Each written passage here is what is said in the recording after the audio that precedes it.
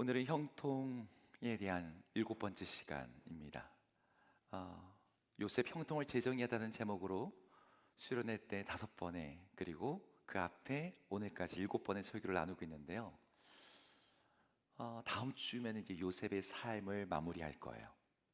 그리고 오늘 특별히 오늘 본문에서는 요셉이 직접 하는 이야기를 통해서 요셉이 생각하고 있던 형통의 구체적인 모습이 무엇인지를 살펴보고자 합니다. 오늘의 사건은 한 사람의 죽음으로 시작되었습니다. 요셉의 아버지 야곱. 파란만장했던 야곱의 삶이, 그의 말처럼 험악했던 인생이 이제 숨을 거두게 되었어요. 험악했던 삶이었지만 하나님이 그의 마지막을 복되게 하셨고, 잃었던 아들을, 죽었다고 생각했던 아들 요셉을 다시 만나면서 그의 봉양 가운데 노년을 복되게 보내다가 자녀와 손자들을 축복하면서 마지막 숨을 거두었습니다. 야곱의 죽음 이후에 치러진 장례는 거의 최고의 예우 가운데 진행됐어요. 이루 말할 수 없는 성대하고 호화로운 장례. 이 장례가 애굽 방식으로 진행됐다고 창세기 49장에 되어 있는데, 미라를 만드는 시체 처리 과정을 거친 후에 아브라함과 이삭이 묻혀 있는 가나안 땅의 막벨라 굴까지 그냥 가도 2주가 걸리거든요. 2주가 되는 아주 긴 여정이 동반되는 이 장례 일정이 치러지게 된 거죠. 시신을 가지고 2주가 넘게 가서 묻는다. 보통 사람들은 상상하기도 어려운 일이죠. 이 한 사람의 죽음 때문에 수많은 애굽인들이 그들의 군대와 전차와 마차와 수레를 이용해서 가나안 땅까지 긴 장례 행렬을 만들어냈습니다. 어떻게 이런 장례를 치를 수 있었을까?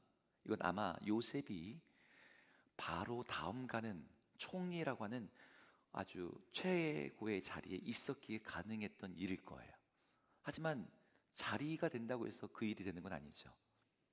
요셉이 다스림으로 말미암아 애굽이 깊은 죽음 같은 멸망에서부터 구원받음으로 이 요셉에 대한 애굽인들의 어떤 존경과 평판이 이러한 장례를 거의 국가 장례 수준으로 가능하게 만들었을 거예요. 여러분 중에 혹시 가족의 장례를 치러본 분이 계십니까? 가족의 장례를 치르게 되면 장례가 마치고 난 다음에 자녀손들이 함께 모여서 회의, 협의, 모임, 뭐가 됐든 장례 이유에 대해서 이야기하게 됩니다. 아버지든 어머니든 그들의 중심점, 구심점이 되었던 분이 돌아가 나시냐면 자녀들은 모래알처럼 흩어지기 마련이에요. 그래서 우리 이제 어떻게 모이자, 언제 모이자, 어떻게 연락하자.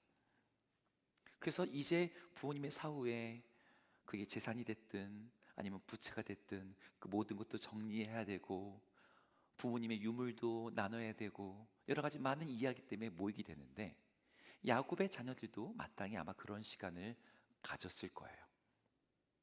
야곱의 장례가 마친 후에 요셉의 형들이 요셉에게 연락을 했습니다. 근데 그 내용이 조금 이상했어요.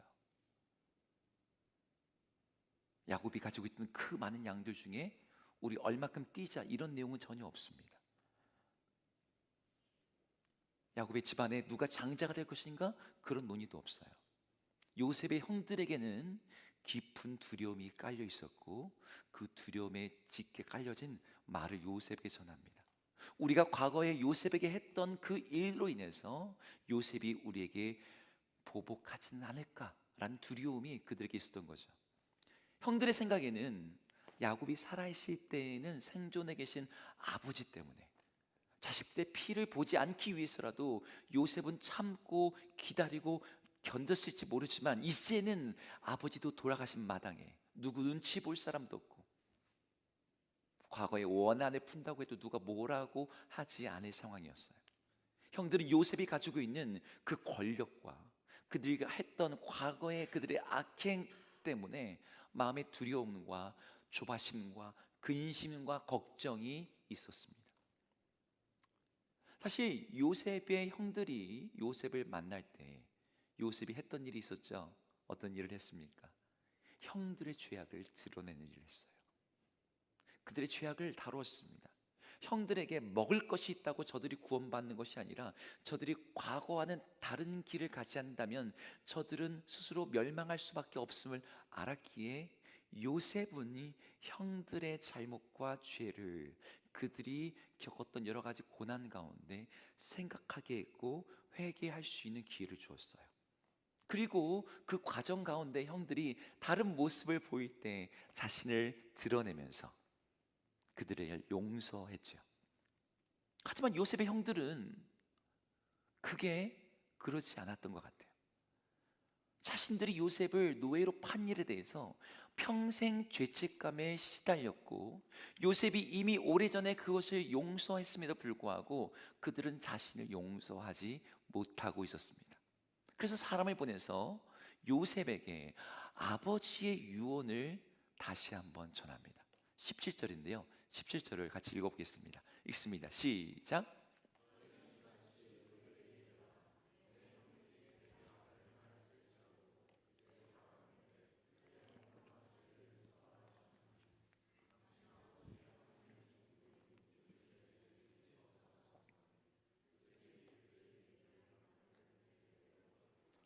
네, 형들이 내게 악을 행했을지라도 이제 바라건대 그들의 허물과 죄를 용서하라. 아버지가 혹시나 하는 마음에 남긴 유언을 형들이 요셉에게 전하고 있었어요. 여러분, 이때 요셉의 마음이 어땠을까요? 오늘 그 구절에 요셉의 마음이 드러나는, 감정을 드러내주는 어떤 모습이 하나 나옵니다. 요셉이 뭐 했다고 그래요? 울었다고 되어 있습니다. 여기서 요셉이 왜 울었을까요? 갑자기 그렇게 자기에게 유언한 아버지가 떠올라서 눈물이 났을까요? 아니면 형들의 염려처럼 아버지 죽고 난 다음에 내가 복수하려고 했는데 그거 못하게 생겼네, 뭐 분노의 눈물이라도 흘린 걸까요? 아닙니다. 여기에서 요셉의 눈물은 안타까움의 눈물입니다.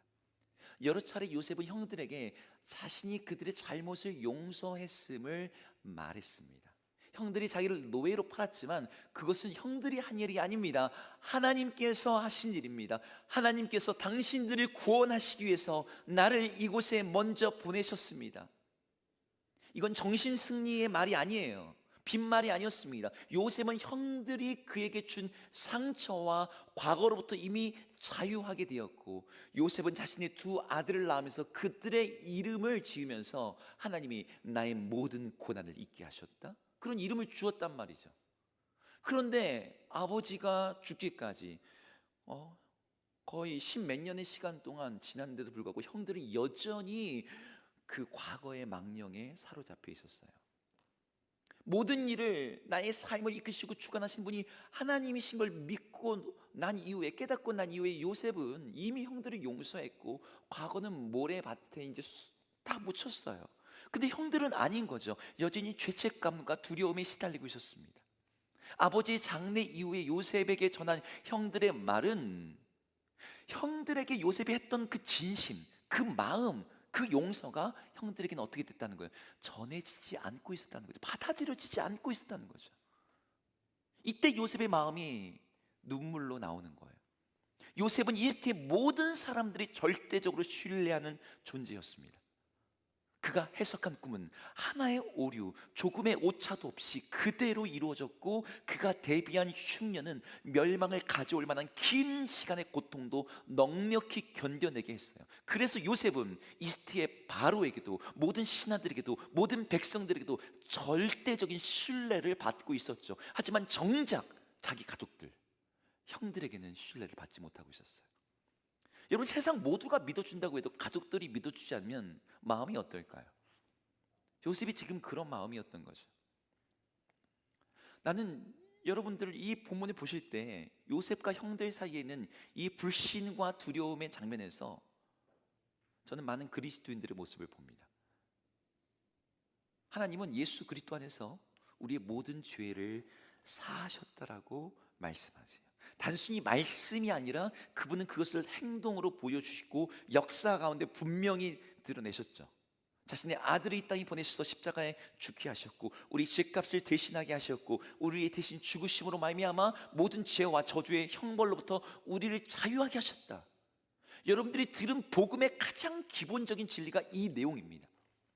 그런데 이 복음의 가장 기본적인 진리, 이 죄사함의 능력을 사람들이 잘 믿지를 못해요. 많은 사람들이 교회를 나오고 예수 믿고 있지만 교회를 다니면서도 반복되는 죄 앞에 무기력한 나, 한 번, 두 번, 세 번 염치가 있지 10번, 20번.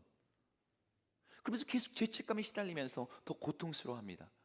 혹시나 무슨 안 좋은 일이 일어나면 내가 지난번에 예배 한번 빠졌는데, 지난번에 내가 뭐 한번 잘못했는데 그것 때문에 이런 일이 일어나는 거 아닐까? 과거의 죄, 불안해요. 나쁜 일이 일어나지 않아도 마음속에는 불안함과 두려움이 있는 거죠. 나중에 예전에 내가 지은 그때 내가 생각하기엔 정말 그런 죄, 그것 때문에 하나님 날 벌 주시고 내 인생에 어려움을 주시면 어떻게 하지? 두려움 가운데 사는 거예요. 제가 아는 목사님이 그 교회 권사님 얘기를 해준 걸 제가 기억이 나요. 그 교회 권사님이 항상 새벽 기도할 때마다 그분이 또 기도를 좀 크게 하셔야지, 맨날 기도할 때 이렇게 물레방아라는 말을 하신대. 물레방아, 물레방아. 맨날 물레방아를 돌리시는 거죠, 새벽마다. 그렇게 한참을 듣다가 목사님이 어느 날 새벽 아침 그분이 기도가 끝나실 때까지 기다렸다가 권사님께 말씀을 드렸습니다. 권사님, 권사님이 과거에 물레방아에서 무슨 일이 있었는지 전 모르지만 이제 물레방아 그만 돌리십시오. 우리 주님께서 우리 권사님의 모든 죄를, 모든 허물을, 모든 수치를 덮으셨습니다. 우리 주님은 우리의 불안과 우리의 두려움과 우리의 죄책감을 안타까워하세요.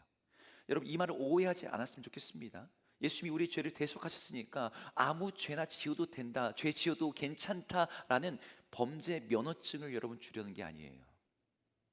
우리의 죄를 해결하기 위해서 우리의 마음을 편하게 할 어떤 다른 방법이나 수단이나 노력이나 경건을 여러분들이 의지하지 말고 그걸 가지고 주님께 나와 예수 그리스도의 십자가를 의지해 깨끗함을 받으라고 말하는 겁니다.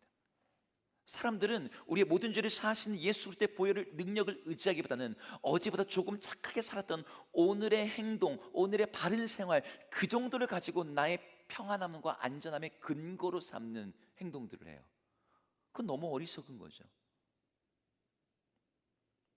요셉은 오늘 이 하나님의 마음을 가지고 형들에게 다시 한번 자신의 마음을 이야기하고 있어요. 그리고 그 이야기하는 가운데 그의 삶에 주어졌던 그 모든 사건들이 정말 형통이라는 이 키워드 아래에 다 재배열될 수 있는, 그래서 형통의 비열을 요셉이 어떻게 그의 언어로 정말 표현하고 있는지를 보게 됩니다. 19절, 20절, 21절 각 절에서 요셉이 말하는 형통을 하나씩 볼 수 있어요. 우리 19절을 함께 같이 먼저 읽어볼까요? 19절 읽겠습니다. 시작. 요셉이 그들에게 이르되 두려워하지 마소서, 내가 하나님을 대신하리이까. 네, 여기 마지막 부분 다시 한번 읽어볼까요? 두 번째 줄 시작. 내가 하나님을 대신하리이까. 요셉이 말하고 있는 형통의 비결이 여기 있습니다. 내가 하나님을 대신하리이까. 이걸 좀 다른 말로 하면 하나님의 하나님 되심을 인정하는 것이죠. 요셉은 형들에게 두 가지 메시지를 줍니다. 첫 번째는 두려워하지 마소서, 두 번째는 내가 하나님을 대신하겠습니까? 요셉은 애굽의 총리입니다. 그냥 총리가 아니에요. 전권을 가지고 있는 총리예요. 이 전권을 가지고 있다는 자리가 어떤 거였어요? 바로의 인장 반지가 그의 손에 끼워져 있었습니다. 그는 바로의 허락 없이도 그가 법령을 제정하고 어떤 결정권을 가지고 있었어요. 그는 바로를 대신하는 존재였습니다. 그런데 하나님께는 그러지 않는다는 거예요. 내가 이 이집트에서 바로까지도 대신할 수 있는 존재지만 나는 하나님을 대신하진 않습니다. 여러분, 유명한 구절 중에 신명기 32장 25절이 있습니다. 이걸 가지고 영화 제목도 많이 만들어졌었는데 이런 구절이에요. 복수는 나의 것이니 보복도 내가 하리라. 여러분, 성경에 이런 구절이 있는지 몰랐죠? 신명기에 있는 말씀입니다. 복수는 나의 것. 누가 하신 말씀일까요? 하나님이 하신 말씀이에요. 복수도 나의 것이다. 너희 보고 보복하지 말라는 거예요. 너희가 대신 갚아주려고 하지 말라는 거예요. 내가 그것을 갚아주리라. 여러분, 이 표현은 여러모로 의미심장한 겁니다. 내가 하나님이 대신하리까? 라는 이 말을, 그래 내가 하나님의 대신해서 당신에게 복수하겠습니까? 이런 뜻이겠죠. 복수하지 않겠다는 뜻이겠죠.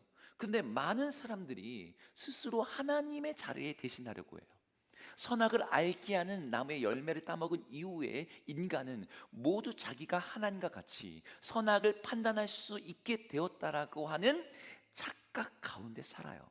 그래서 내 눈에 좋아 보이면 선이고 내 관점에서 나빠 보면 악이 되죠. 모두가 스스로 하나님을 대신합니다.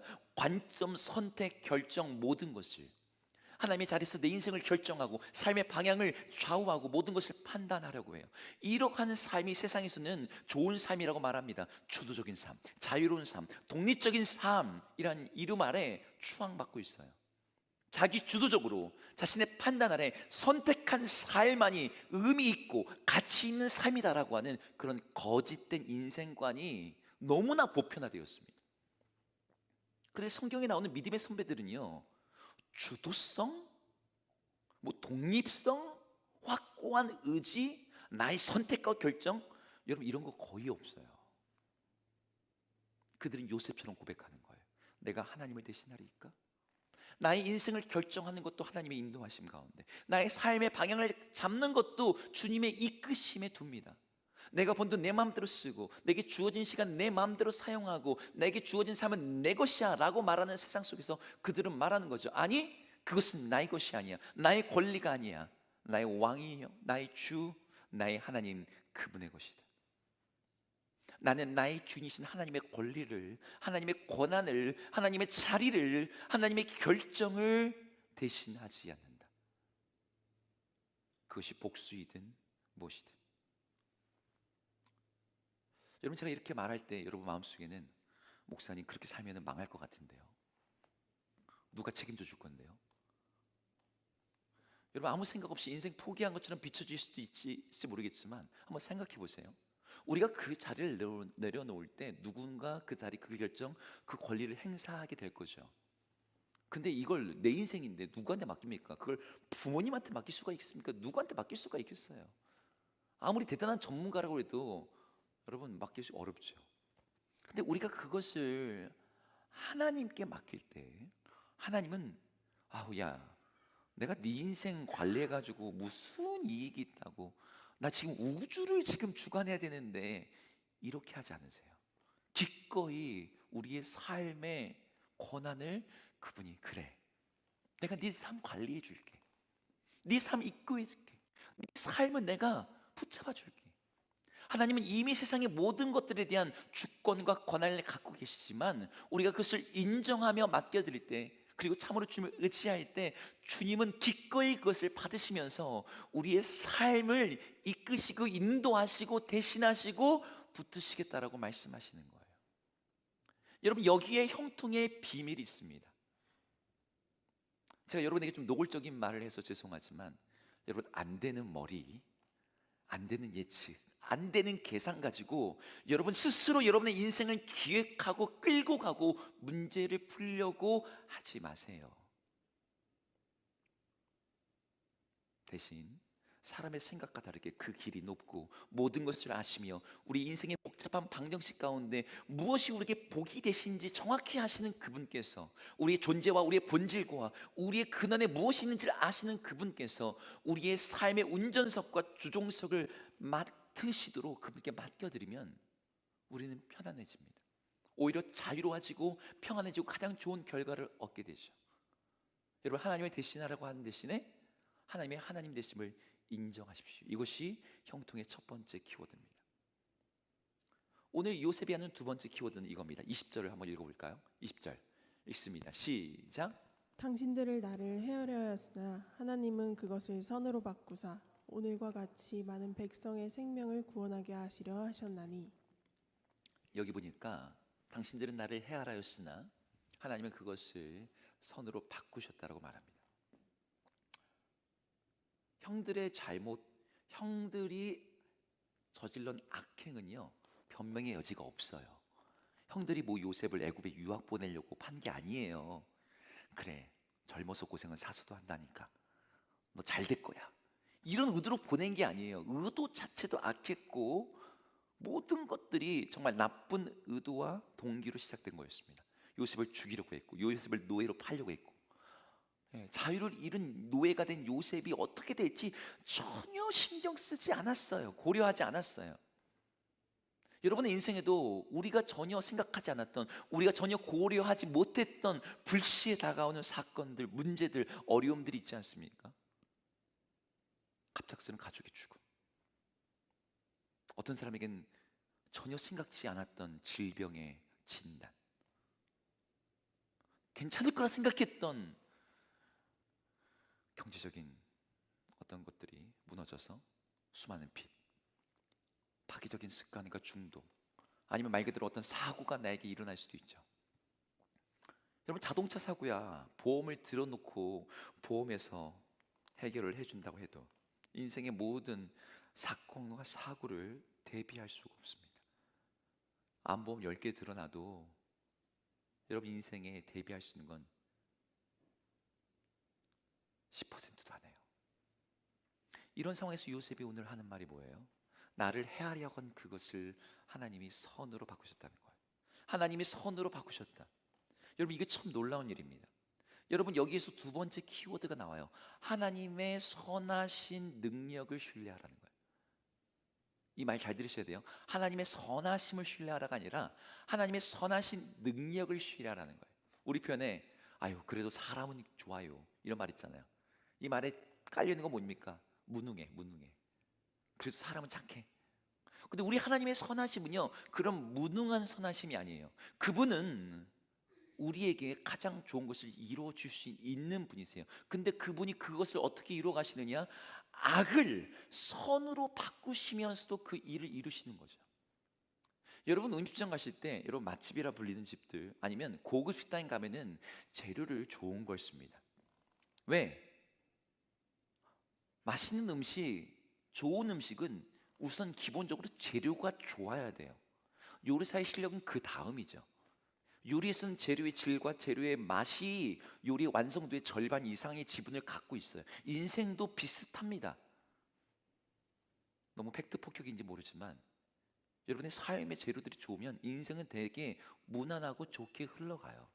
여러분 좋은 집안에서 태어나고 여러분들이 좋은 교육을 받고 좋은 친구들과 좋은 교제권 속에 있었고 좋은 부모님 아래에서 정말 양육을 받았고 좋은 배우자를 만나서 결혼을 하고 그러면 여러분의 삶은 아마 확률적으로 통계적으로 아주 높이 안정적이고 좋은 삶을 살게 될 거예요. 하지만 반대로 부모님 한 분이 안 계신다든지 정말 사회 저소득층이라든지 부모님이 정말 일하는데 정신이 없어서 아이들과 함께 할 수 있는 시간이 없다든지 그래서 주변에 놀던 친구들 다 뭐 이렇게 노는데 집중하고 이런 친구라든지 나한테 공부해야 된다라고 말해주는 인생 선배 아무도 없었어. 여러분 그런 상황 속에서 자라나는 사람들이 성공하기는 정말 어렵습니다.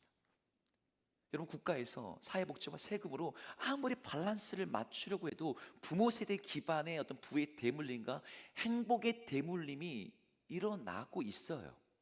이게 세상의 방식입니다. 그런데 우리 하나님 안에서는 하나님이 좋은 것을 좋은 배경을 사용해서 좋게 만드신다라는 것이 아니라 악한 것을 나쁜 것을 모자란 것을 미련한 것을 비천한 것을 가지고서 그것을 선으로 그것을 좋은 것으로 그것으로 높은 것으로 그것을 영광스러운 것으로 하나님이 만드신대요. 이게 하나님께서 일하시는 방식이에요. 하나님은 악을 재료로 삼으시더라도 그것을 선으로 만들어내시는 분입니다. 아니 아예 재료가 없어도 괜찮죠. 그분은 무에서 세계를 우리 존재를 불러내시는 분이니까. 근데 그 하나님이 만약 우리의 하나님이시라면 그래서 그분이 우리의 삶을 붙들고 있다면 어떻게 될까요? 뭐 또 걱정할 것이 없는 거죠. 우리는 더 이상 재료 탓할 필요가 없는 거예요. 우리 부모 탓할 필요가 없어요. 나의 상황과 나의 어떤 재능과 나의 두뇌와 나의 어떤 못 받은 교육과 나의 부족한 건강, 여러분 이런 걸 갖다 탓할 필요가 없는 거죠. 왜? 나를 해할 수 있는 모든 환경, 악한 것 그것까지도 우리 하나님이 다 선으로 바꾸어 버리신 능력이 있는데 어떻게 이 사람이 형통하지 않을 수가 있습니까? 나에게 가지고 있는 자산과 재능과 잠재력과 재료가 뭐냐보다 더 중요한 게 있는 거죠.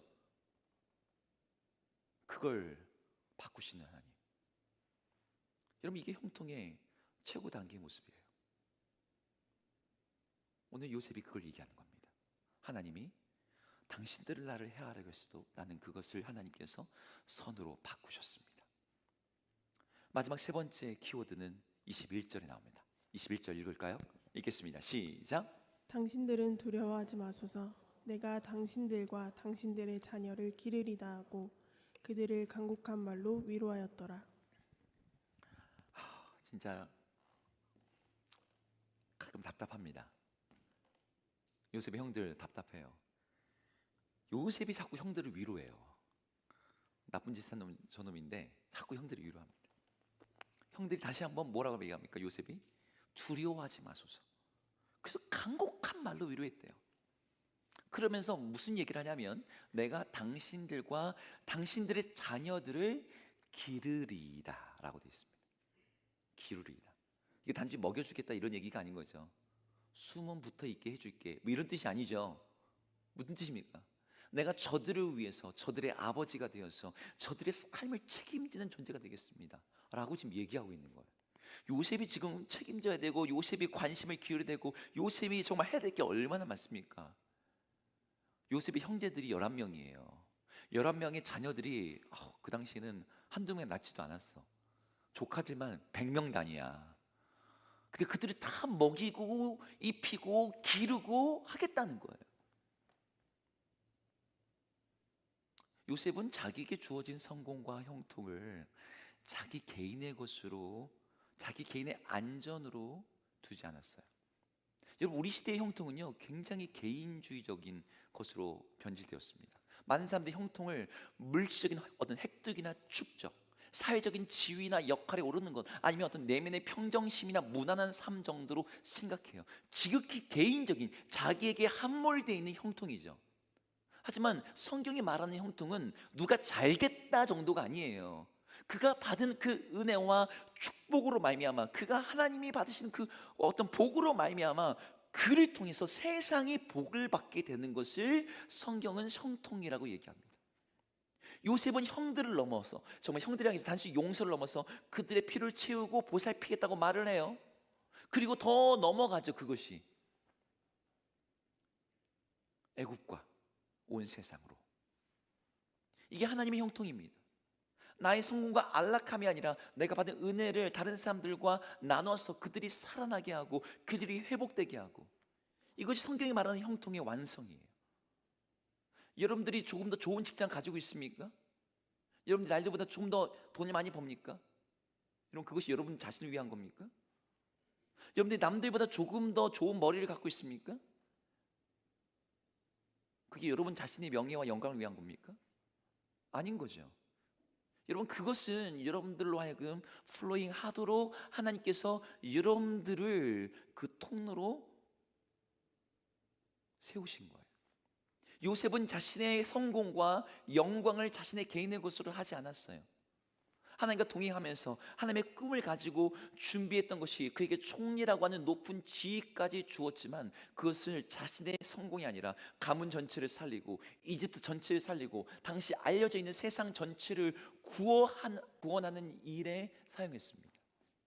요셉의 형통은 그의 조상 아브라함 때부터 주어졌던 하나님의 약속이 그의 삶 가운데 이루어지고 있는 것이었어요. 창세기 26장 4절에서 이렇게 말합니다.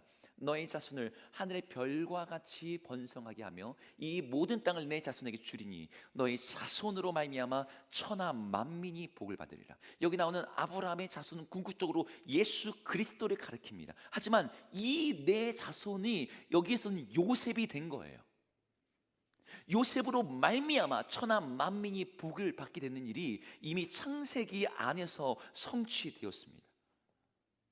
여러분 이 아브라함에게 주어진 약속은 믿음 안에서 지금 우리들에게 계승되고 있어요.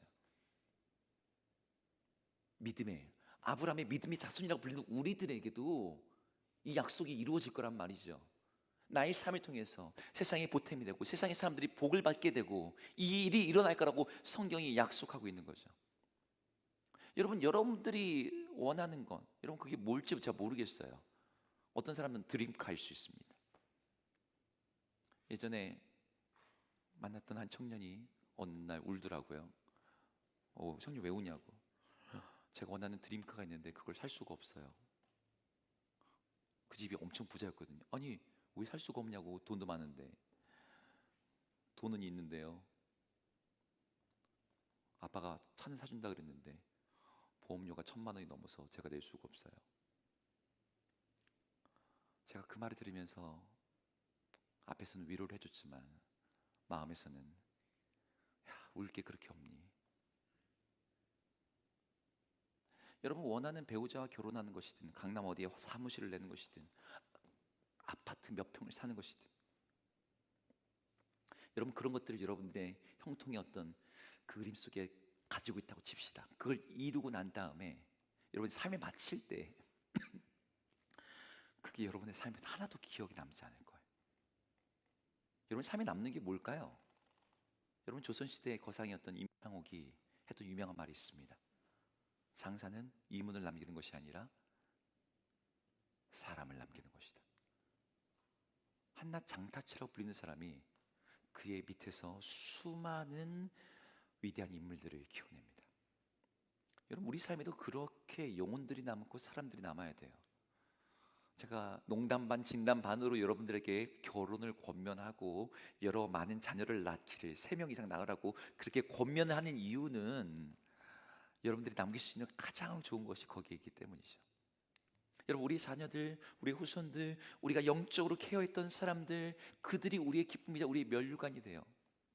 목사님, 저는 그럴 만한 영향력이 없어요. 그럴 믿음도 없고 그런 영향력 없고 저는 결혼도 못할 것 같고 내 인생도 꽉 막혔는데 제가 누구에게 이 복을 흘려보낼 수 있겠습니까?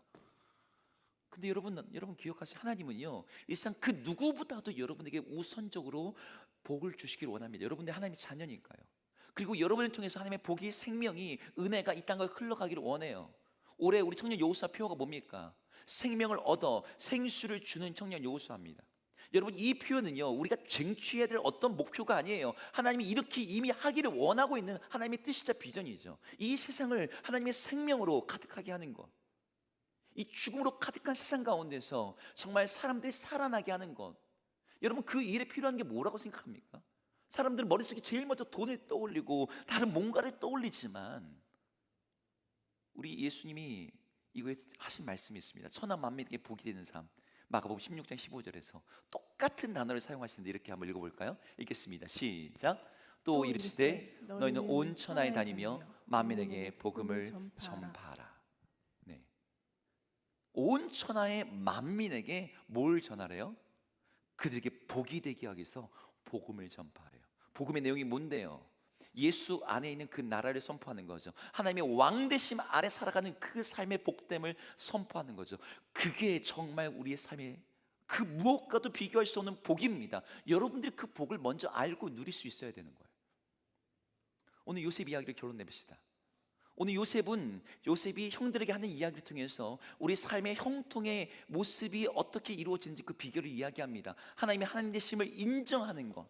너 인생을 스스로 주관하려고 하지 말고 하나님의 주권을 인정하라는 게 첫 번째예요. 두 번째, 하나님의 선하신 능력을 신뢰하라는 거죠. 악한 일조차도 선으로 바꾸시는, 모든 것이 합력하여 선을 이루시는 그분을 신뢰하라. 마지막, 하나님의 은혜를 흘려보내라. 그것이 작은 것이라도 모자란 것이라도 받은 은혜에 머무르지 않고 그걸 흘려보낼 때 네 삶이 참으로 형통한 자가 되어 이 세상을 살리는 자가 될 것이다. 저는 우리 청년 여호수아 모두가 바로 이런 삶을 살았으면 좋겠습니다. 하나님의 하나님 되심을 인정하며 살며 하나님의 선하신 능력을 신뢰하며 살며 나에게 주어진 은혜를 흘려보내는 삶, 우리 모든 청년들이 그런 삶을 살 수 있기를 주의 이름으로 축복합니다. 축복합니다. 아멘.